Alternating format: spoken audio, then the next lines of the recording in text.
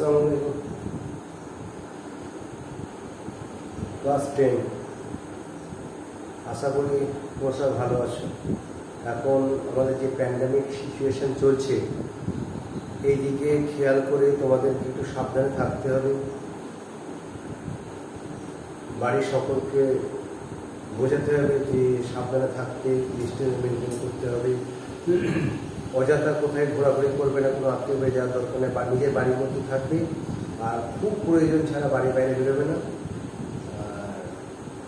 Tuition কিছু করতে যাওয়ার দরকার নেই। তোমরা আমাদের ক্লাসগুলো ফলো করো, তাহলেই দেখবে ক্লাস মোটামুটি ঠিকঠাকই হবে। তো যাই হোক, আমাদের এখন অনলাইনে ক্লাসের উপরই ভরসা করতে হবে। আমরা অফলাইন শুরু করেছিলাম, কিন্তু আমাদের কপাল খারাপ, হয়তো আল্লাহকে চাইছেন যে এখন ক্লাস করা যাবে না। আবার যখন চাইবেন তখন আবার ক্লাস হবে। যাই হোক, সেটা পরের কথা। যত তাড়াতাড়ি সম্ভব আমরা তোমাদেরকে নিয়ে আসার চেষ্টা করব এবং ক্লাস শুরু করার চেষ্টা করব। আর এখন যতদিন না হয় ততদিন তোমাদেরকে এই অনলাইনে ক্লাসের উপরে ভরসা করে এগোতে হবে। তো তোমরা জানো, তোমরা যেভাবে প্র্যাকটিস করছিলে স্কুলে, সেইভাবে আর প্র্যাকটিস তোমরা ম্যাক্সিমাম জনের করছো না। 2-1 ছাত্র আমাকে রেগুলারলি খাতা পাঠাচ্ছে, তারা প্র্যাকটিস করছে এবং আমাকে দেখাচ্ছে।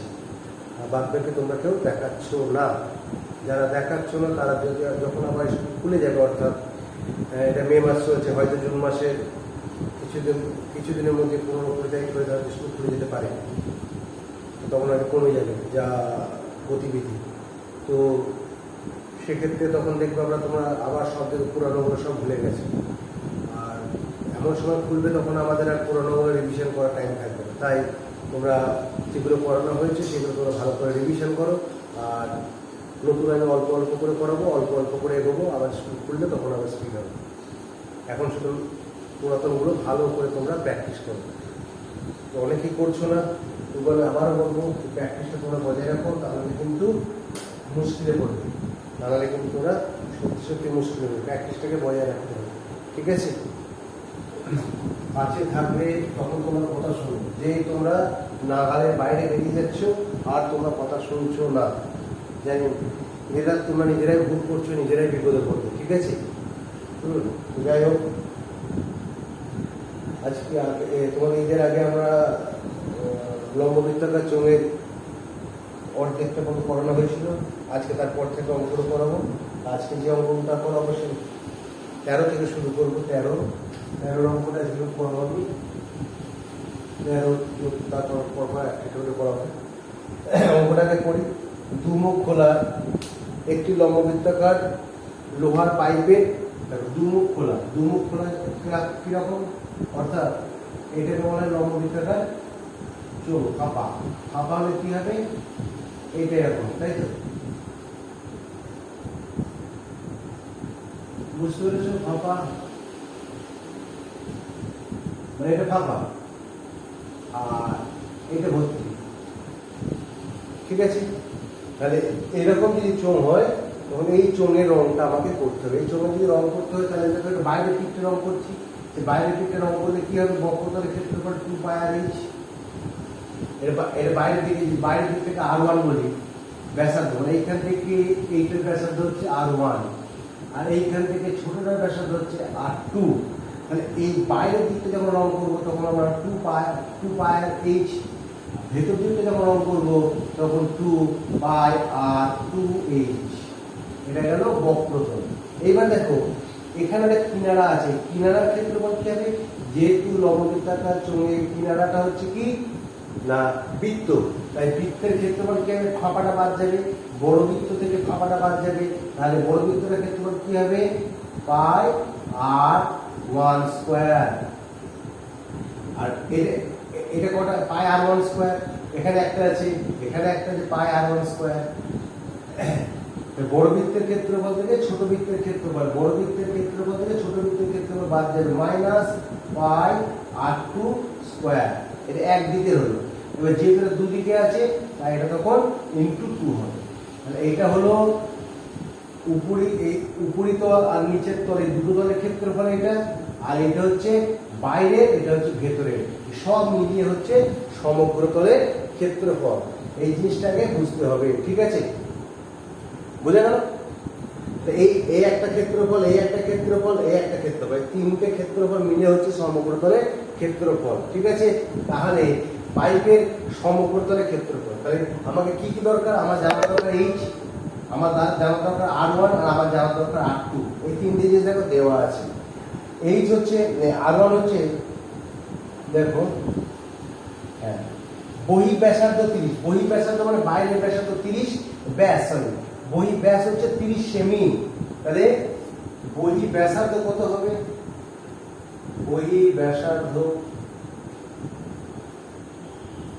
30/2 সমান 15 সেমি ইকুয়াল টু 1.5 ডেসিমিটার, বা 15/10, দরকার নেই, 15/10 ডেসিমিটার।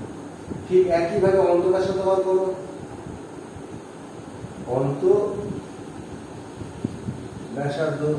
অন্তঃব্যাসার্ধ দেওয়া আছে তোমার 26, তাহলে 26/2 সমান 13 সেমি, সমান 13/10 ডেসিমিটার। আর উচ্চতাটা দেওয়া আছে কত? উচ্চতা আছে উচ্চতা দেওয়া আছে 14.7 মিটার। এটা করে ডেসিমিটার করব, 147 ডেসিমিটার। এখন প্রশ্ন হচ্ছে স্যার, আমরা একটা পরিমিতির ক্ষেত্রে একটা জিনিস খেয়াল করতে হয়, পরিমিতির ক্ষেত্রে একটা জিনিস খেয়াল করতে হয় কি, সেটা যে যতগুলো আমার দেওয়া থাকবে, ব্যাসার্ধ হোক, উচ্চতা হোক, যা কিছু আমার দেওয়া থাকবে, সেইগুলো যেন সমস্ত কিছু একই একক হয়। হয় সবগুলো সেমি, হয় সবগুলো মিটার, আদারওয়াইজ সবগুলো ডেসিমিটার, যে কোনো একটা এককে আমাকে করতে হবে অঙ্ক।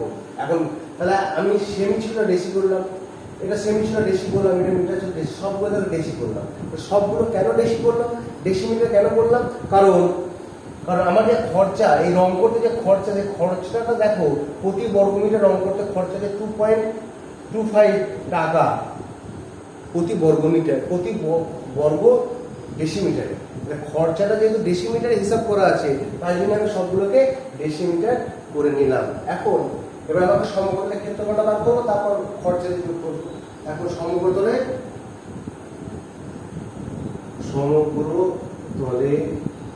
ক্ষেত্রফল ইজ ইকুয়াল, দেখো কি আছে, এইটার যোগ হবে। তাহলে আমি 2π থেকে কমন নিয়ে নিলাম, তাহলে R1 প্লাস R2, R1 কত হচ্ছে 15/10, R2 হচ্ছে 13/10 ইন্টু H। এটা যদি আমি ভাঙি, এটাকে কি হবে 2π R1H plus 2π R2H equal to, দেখো 2π কমন চলে গেল, R1 প্লাস R2, আর এদিকে H, সেটাই আমি এখানে লিখেছি, 2π R1 plus R2 into H into 147, second bracket দিলাম। এটা হলো বক্রতলের ক্ষেত্রফল হলো। এবার আমি যেটা করবো সেটা হচ্ছে কি, এই উপরিতল আর নিচের তলের ক্ষেত্রফল প্লাস 2, আবার সেকেন্ড ব্র্যাকেট দিলাম, ধরে দাও অসুবিধা নাই 2, এইটা 2π টা কমন নিলাম, 2π কমন নিলাম, R1 স্কয়ার, R1 মানে হচ্ছে 15/10, 15/10 তার স্কয়ার, এই সেকেন্ড ব্র্যাকেটটা এই 2π সেকেন্ড ব্র্যাকেট দিলাম, মাইনাস R2 হচ্ছে 13/10 তার স্কয়ার।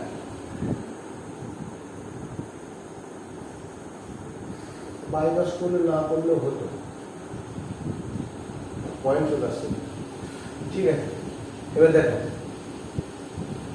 তাহলে 2 ইন্টু 22/7 ইন্টু এটা কত হবে, 10 দশক হবে, 15 13 28, 28/10 ইন্টু 147, এই ব্র্যাকেট প্লাস 2 ইন্টু 22/7, এটা করলে কত স্কয়ার, এটাকে স্কোয়ার করেও করতে পারো, আবার যদি আমি ওকে স্কোয়ার মাইনাস স্কোয়ার সূত্র করে করতে পারি তাও করতে পারো। তুমি স্কোয়ার করে দাও, তাহলে এটা হবে 225/100 মাইনাস 169/100। ঠিক আছে, দেখো এখানে কাটাকাটি করে নাও, 7 1 7, 7 4 28। ঠিক আছে, আর এখন কিছু করার দরকার নেই, থাক এখানে এখন সব থাক। 22 × 4 × 147 হলো প্লাস 2 × 22/7 এটা দেবে 100 হবে, এটা বাদ দিলে কত হবে? 70 যদি হয় তাহলে এখানে 30 আর এখানে 25 55 আর 56 7 8 56 হলো। এবার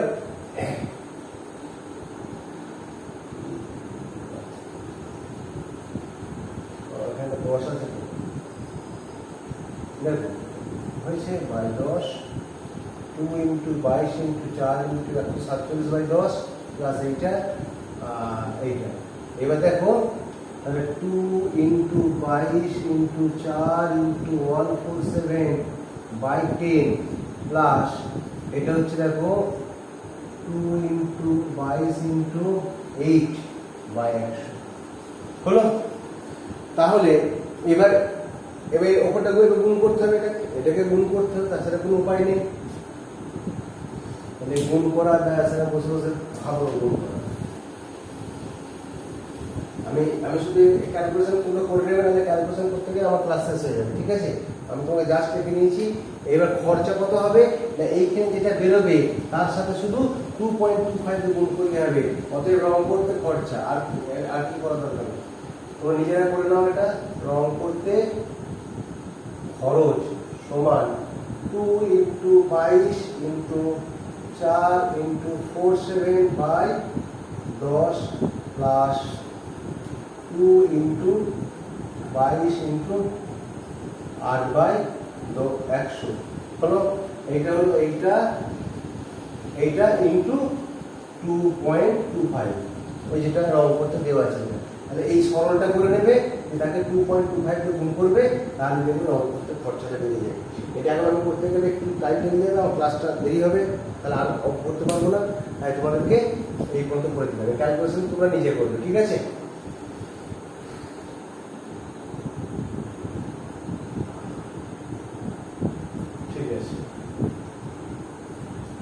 ঠিক আছে, এটা করে দিচ্ছি না, তুমি যেটা করে নেবে এটা। এবার নেক্সট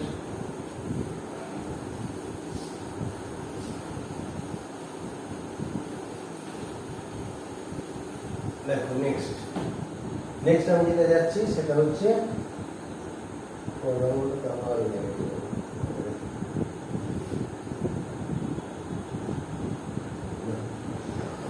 অঙ্কটা তোমাকে বুঝিয়ে দিই। আবার একটা দেখো 14 অঙ্কটা দেখো, ভালো অঙ্ক, এটা অঙ্ক ভালো অঙ্ক 14। যেগুলো করার ছিল দাগ দিয়ে নেবে। একটি দুমুখ খোলা লোহার লম্ববৃত্তাকার ফাঁপা চৌড় উচ্চতা, আবার একই অঙ্ক, দুমুখ খোলা ফাঁপা দুমুখ খোলা, এর উচ্চতা হচ্ছে 2.8, এটা হচ্ছে 2.8 মিটার উচ্চতা। বেশ, অন্তর্ব্যাসার্ধ হচ্ছে 4.6, এইখান থেকে এইটা 4.6। আমি যদি এটাকে R2 বলি, অন্তর্ব্যাসার্ধ দ্বারা ধরো, অন্তর্ব্যাসার্ধ যদি আমি R2 বলি, আর বহিঃব্যাসার্ধটাকে যদি আমি R1 বলি, ব্যাস। R2টা কত দেওয়া আছে? চোঙটির অন্তর ব্যাসের দৈর্ঘ্য দেওয়া আছে 4.6, তাহলে 4.6/2 সমান 2.3 ডেসিমিটার হলো।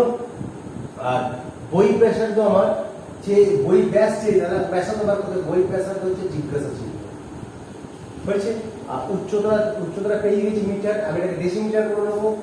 উচ্চতা is equal to 2.8 metre is equal to 28 decimetre. ব্যাস হয়ে গেল। এবার চোঙটি এত ঘন ডেসিমিটার, চোঙটি এত ঘন ডেসিমিটার লোহা দিয়ে তৈরি। তাহলে ঘন ডেসিমিটার তার আছে, নিশ্চয়ই ঘন ডেসিমিটার বলতে কি বোঝায়? আমরা সবসময় জানি যে কোনো বস্তু, ঘন বস্তুর আয়তন বা ঘনফলকে আমরা, ঘনফলের এককই হবে ঘন ডেসিমিটার বা ঘনমিটার। তাহলে এখানে যদি এককটা ঘন ডেসিমিটার দেওয়া আছে, অতএব এটা আবার নিশ্চয়ই আয়তন হবে। যদি আয়তন বলা নাই, কিন্তু এটা আয়তন অবশ্যই হবে, আর যেহেতু আমার ঘন ডেসিমিটার এককটা আছে। তাহলে আয়তন, চোঙের আয়তন, চোঙের আয়তন সমান কত দেওয়া আছে? 8448 হলো। তাহলে চোঙের আয়তনের সূত্র কি? পাই, এই চোঙের ফাঁপা চোঙের আয়তনের সূত্র কি? যদি বাইরের চোঙটা হয় তাহলে তখন কি হবে? পাই r1 স্কয়ার h মাইনাস পাই r2 স্কয়ার h। অর্থাৎ গোটাটা থেকে আমরা যে কোনো জিনিসের, যদি ফাঁপা জিনিসের ক্ষেত্রফল করতে গেলে আমাকে কি করতে হয় না, বর্ডার ক্ষেত্রফল থেকে ভেতরের ফাঁপাটা বাদ দিতে হয়। তাকেই বলা হয় ফাঁপা। সেটা বৃত্তের ক্ষেত্রেও তাই হবে, চোঙের ক্ষেত্রেও তাই হবে। বাইরেটাকে যখন ধরবো তখন তার আয়তন হবে পাই r স্কয়ার h, আর যেহেতু ভেতরটা ফাঁপা, ভেতরটা বাদ দিতে হবে পাই r2 স্কয়ার h। ঠিক আছে? তাহলে এখানে দেখো পাই আর h কমন যাবে, দেখো পাই আর h কমন গেল, তাহলে r1 square minus r2 square is equal to কত? 84.48। তাহলে দেখো পাই মানে 22/7, h মানে হচ্ছে 28, r1 স্কয়ারটা r1 ই থাকলো, r2 স্কয়ারটা কত হবে? 23, 2.3। এটাকে আমরা লিখতে পারি 23/10 লিখতে পারি, 23/10 তার স্কয়ার, তাহলে সেকেন্ড ব্র্যাকেট দিয়ে দিই ইজ ইকুয়াল টু 84.48। ঠিক আছে? দেখো 7 4 28, মানে এই জিনিসটা ওইদিকে চলে যায়, কোনো অসুবিধা নেই। এখানে হচ্ছে r1 স্কয়ার মাইনাস 23 কত? 529, 529/10 স্কয়ার মানে 100 ইজ ইকুয়াল টু কত হবে? এটা দেখো 844, এই দশমিক তুলে দিলাম, আর এইটা ওই দিকে গেলে কি হবে? তলায় গুণ আছে, তলায় চলে যাবে 22, আর হচ্ছে 4। ব্যাস, এবারে কাটাকাটি করো। তাহলে দেখো এটা কত হবে? 4 দিয়ে কাটো, 4 21 84, 4 1 4, 4 2 8। এটা 11 দিয়ে কাটো, 11 2 22, 11 1 11, 10, 101, 9 11 99, 11 2 22। এটা 2 দিয়ে কাটো, 9 2 18, 6 2 12, এটা 96 থাকে, 96/100, 96/100। তাহলে দেখো বা r1 স্কয়ার সমান 96/100 প্লাস কত হবে? 529/100। এটা ওই দিকে প্লাস হয়ে যাবে। আচ্ছা, এটা উপরে করি, নিচেটা মুছে দিচ্ছি না।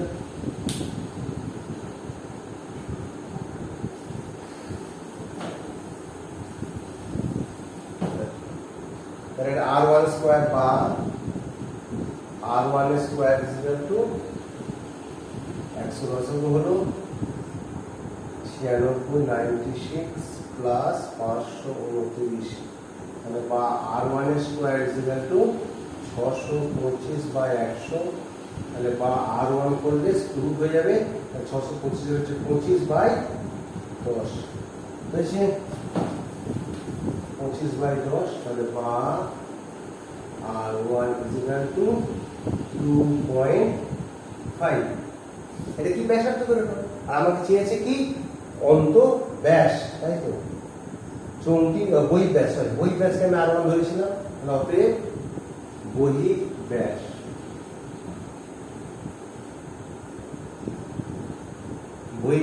is equal to 2.5 into 2, that is 5 decimetre. একক কিন্তু মাস, একক কিন্তু মাস্ট।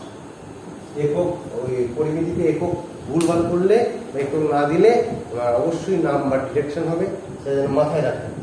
ঠিক আছে, তাহলে এটা একটা হলো, বোঝা গেল? তাহলে এরকম ভাবে আস্তে আস্তে অঙ্কগুলো করবে। আজকে দুটো অঙ্ক দেখলাম, দুটো অঙ্কই ভালো অঙ্ক। নেক্সট দিনকে আমি আবার সোমবারের ক্লাস আছে, সোমবারে আমি আবার 2-3টে অঙ্ক পড়াবো, বেশি অল্প অল্প করে করাবো। শুধু তোমাদের কাজ যেটা হচ্ছে, নতুন 2-1টা অঙ্ক দিচ্ছে না, ভালো লাগবে না। আর তোমাদের কাজ হচ্ছে যেটা আমাদের হয়ে গেছে, যে চ্যাপ্টারগুলো আমাদের কোন কোন চ্যাপ্টারগুলো হয়ে গেছে এটা আমরা সবাই জানি। সেটা হচ্ছে প্রথমে অনেক কটা চ্যাপ্টার হয়ে গেছে, একঘাত, দ্বিঘাত সমাধান হয়ে গেছে, দ্বিঘাত সমাধান হয়ে গেছে, সরলসূত্রতা হয়ে গেছে, তারপর আয়তঘন হয়ে গেছে, চক্রবৃদ্ধি হয়ে গেছে, সমরবৃদ্ধি হয়ে গেছে, লম্ববৃত্তর কাছে 8 নম্বর চ্যাপ্টার চলছে আমাদের। মধ্যখানে দুটো জ্যামিতি চ্যাপ্টার বাদ দিলে 8 নম্বর চ্যাপ্টার আমাদের চলছে। ঠিক আছে, তো তোমরা পুরানো চ্যাপ্টারগুলো যেমনভাবে প্র্যাকটিস করেছিল ওইভাবে প্র্যাকটিস করো, যেন ওইগুলো আমাদেরকে পরবর্তীকালে রিভিশন করতে না হয়। তাহলে দেখবে আমরা তাড়াতাড়ি এগোতে পারবো। আর ওখানে আটকে গেলে আমাদের প্রবলেম হবে, তোমাদেরও প্রবলেম হবে। হয়তো দেখা গেলো জুন মাস হলো না, জুলাই মাসে স্কুল খুললো, তখন দেখা গেলো যে আমি নতুনগুলো শেষ করবো, বা যেগুলো বাকি আছে সেগুলো শেষ করবো না, পুরোনোগুলো তোমাদের রিভিশন দেবো। সেই জন্যই তোমাদের দায়িত্ব হচ্ছে পুরোনো জিনিসগুলো ওগুলো ঠিকঠাক করে রেডি রাখা। তোমরা ম্যাক্সিমাম স্কুল খোলার সময় তোমরা মোটামুটি প্র্যাকটিস করে ফেলেছিলে, 2-1টা মাত্র ভুল হচ্ছিল, সেইভাবে প্র্যাকটিসটাকে বজায় রাখতে হবে। ঠিক আছে, তাহলে ঠিক আছে, আজকের মতো থাকবো এখানে। আবার নেক্সট দিন ক্লাস করবো। ভালো থাকবে, সুস্থ থাকবে, অযথা কেউ বাইরে বেরোবে না, নিজের শরীরের যত্ন নেবে। বাই।